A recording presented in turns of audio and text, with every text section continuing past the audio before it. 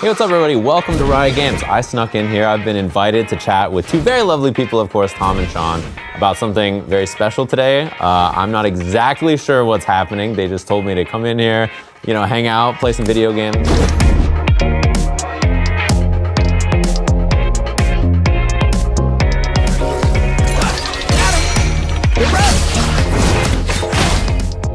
We're here to talk about our first playtest towards the end of this year. It's going to be in August, calling it Alpha Lab.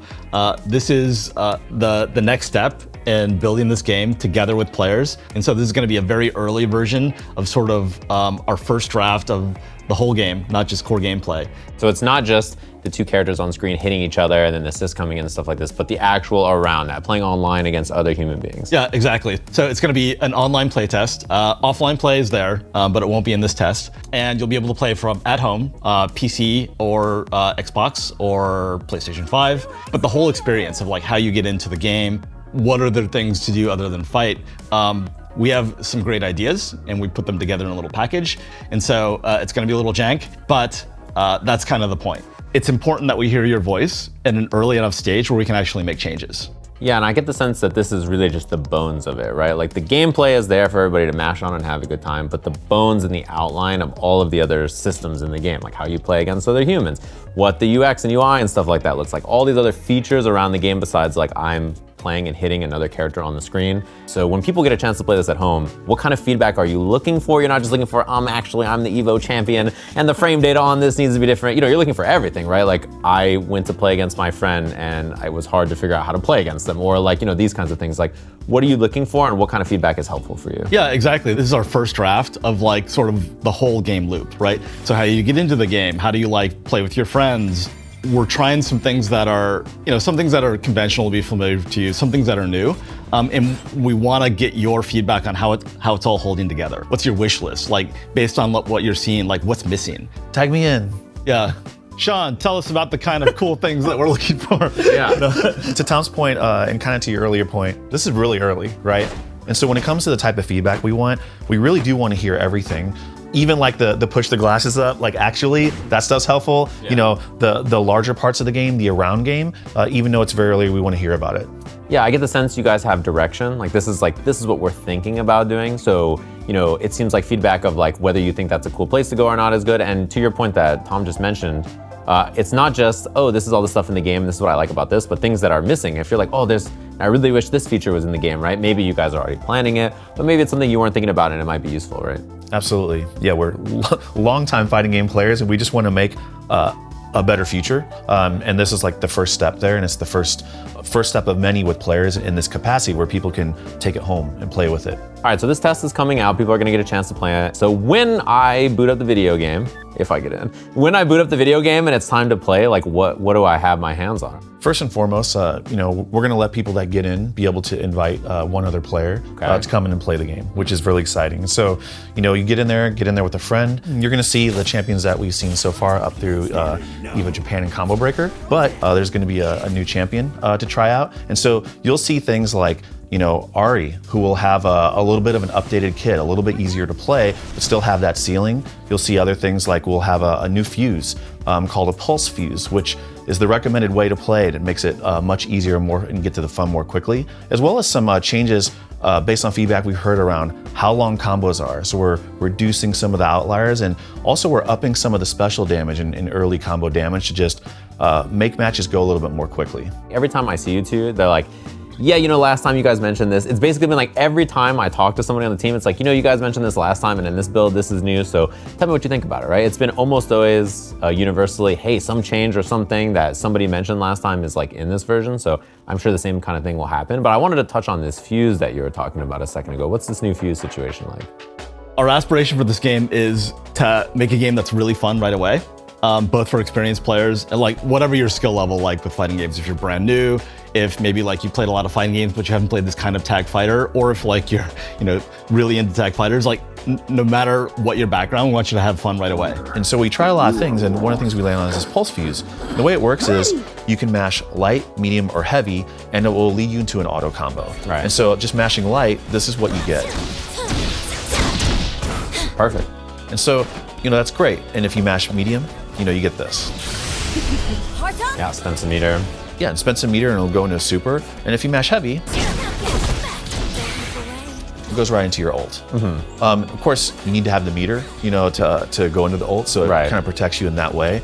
But the really cool thing about this fuse as well is you can flow between the options. So like, you can hit this light, get into an air combo, switch to medium, and now all of a sudden it goes right into the other super. Once people start getting comfortable switching, between the different lines of auto combo with Impulse, then they can start maybe like, oh, cool, I can kind of get an idea of how this character's combos work. I can see the basic building blocks, what comes after what.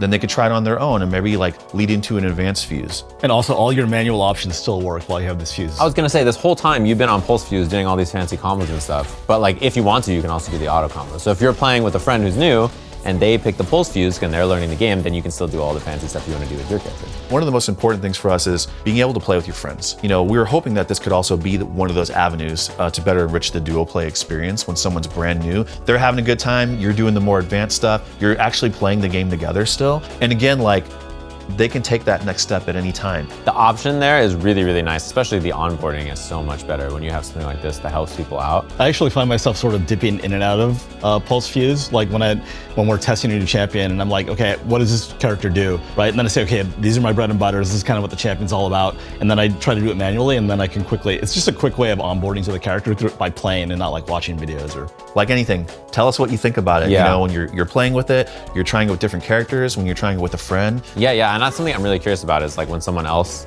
plays it, if playing with their friend liked using it, or if their friend immediately jumped off and was like, cool, I'm gonna go do, this now, and like I'm gonna learn the regular combos. I'm really curious what people think. And when I teach people the game, I will definitely recommend them to try this, right, at first. But I was gonna mention on your topic about gameplay changes, you mentioned Ahri has changed quite a bit. So what's the difference between the character from before to now? Because for me, I didn't end up learning her because I thought, well, this is gonna take me some time. Like, she is a character that I was like, I think the floor is probably pretty high here, so when I have time at home, I'll learn the character. That was sort of the way I looked at her. That's pretty crazy because you picked up Echo, which is like one of our more advanced characters, right?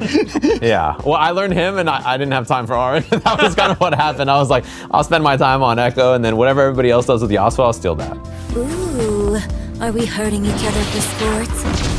One thing we heard a lot about Ahri is that people love how she looks, how she plays, and then when they play her, they're like, oh man, this is an ammo system I have to manage. This is a really hard hump to get over. And a lot of the feedback we got was, oh hey, when I hit this S1, it just uses all my ammo up. And then I have to like find space to get it back. And most people can't do that, nor is it that exciting, right? So you still see the 3 Foxfire charges, but there's no more like using the ammo and then having to manually recharge it.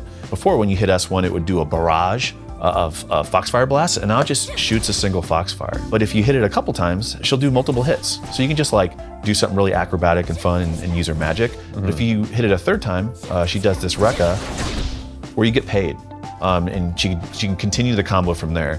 And that's just because like, hey, I see this character and I want to use her and I want to do something fun. And so the team did a really good job of giving an opportunity to kind of like find this fun and this cool outcome and these acrobatics, this magic right away.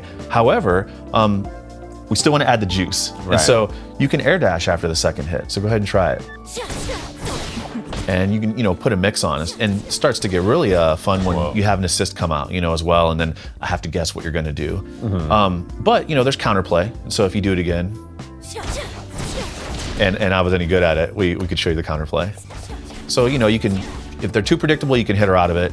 Then she's also got a down S1. Before, this used to be a bomb that would use all of your charges, but now what it does is it, creates this shot that homes in on you after a delay. Yeah, homed on the air, yeah. And so, it's a little bit slow, but as you'd expect, you can actually do some really cool setups with it. So we'll go ahead and show you one just like quick example here, where if you call the assist and you switch to him, that still hangs out on the screen, right? And it's gonna go after you as well. So y'all show us what 6 setups you can do with this thing. Yeah, and I think she's like visually, she's really, really cool, and obviously she's really popular. People like the character a lot, so it makes a lot of sense that people will be picking her up and they're like, oh cool, she's like so new, I want to play her, she's really awesome, and then they try and are like, oh god. what's happening. So these changes, especially these two changes together, seem like you're trying to figure out ways for new players to jump in and then have access to things faster while retaining that kind of skill ceiling for people long term, which I mean, the last champion we saw, Lowry, obviously, she has like the just frames and all kinds of wild stuff in her tentacles. And I found that she was a really complex champ with a lot of things going on. So yeah, it is cool to see the design side of both of those things.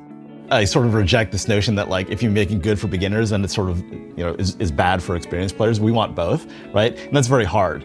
And with Ari, we saw that like we were really nailing it for like the high school players, but we were just missing for like new skill players. And so now everything that Shaun says is like, how do we like raise the bar for everyone? We're just like wanting people to like get to the fun quickly, feel like they can have an impact right away, and then cool, get into that flow state. Let me just get one more. And it's very tricky, right? Because it's a team game. We have to think about dual play. If you kill one champion too quickly, how does that feel? And we're super interested to know from everybody playing and everybody watching, like, hey, like, what does the game feel like now? Did we go far enough? Yeah, is the game too fast? Like, is everybody like, oh gosh, I got in there and died in 5 seconds? With versus games in general, when they're newer, the games tend to take a little longer because people don't have fancy combos and stuff, but yeah, people were developing them pretty fast, even from just like playing on show floors. Every time I've given you guys feedback, you've come back and been like, all right, we tried it, or we looked into it and like we thought it made a lot of sense, or we did this change. And so there's always like a feeling of whatever I'm saying is not just like, yeah, all right, you say that that's good, sure, guy. It does feel like, all right, this is what, we heard what you were trying here, we tried it like this. So it is a cool feeling to know that that's being heard, and I'm looking forward to seeing what everybody says and what you guys get for feedback once the game is playable.